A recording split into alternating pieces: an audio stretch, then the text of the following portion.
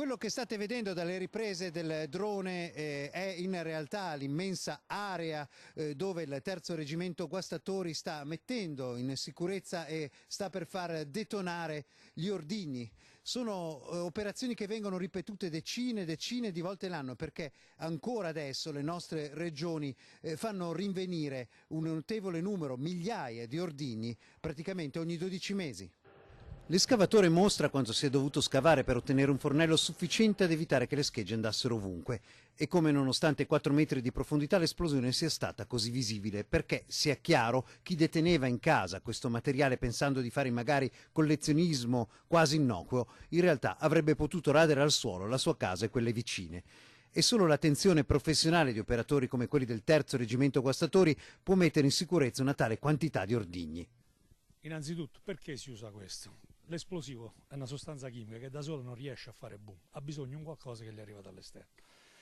Tutti gli eserciti al mondo hanno in dotazione delle micce. Le micce non sono altre che come un rubinetto dell'acqua. Il rubinetto dell'acqua che mi serve per portare un tubo dell'acqua, mi serve per portare dell'acqua da un rubinetto verso dove voglio arrivare io col tubo.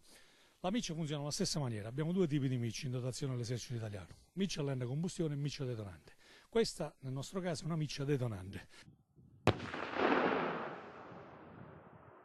Per intenderci, le decine di proiettili italiani e austriaci che un avventato signore teneva in casa a Crespano erano del tipo sparato da cannoni come questi, 75 similari, quelli che trovate di fronte a decine di monumenti ai caduti della Grande Guerra, come questo sull'Isola dei Morti, sul Piave. E a proposito dell'Isola dei Morti, non più tardi di una dozzina di giorni prima gli stessi operatori avevano fatto brillare un'enorme granata da 380, quei giganti da 750 kg con cui gli austriaci tentavano di bloccare il passaggio sui ponti di barche nell'offensiva di Vittorio Veneto.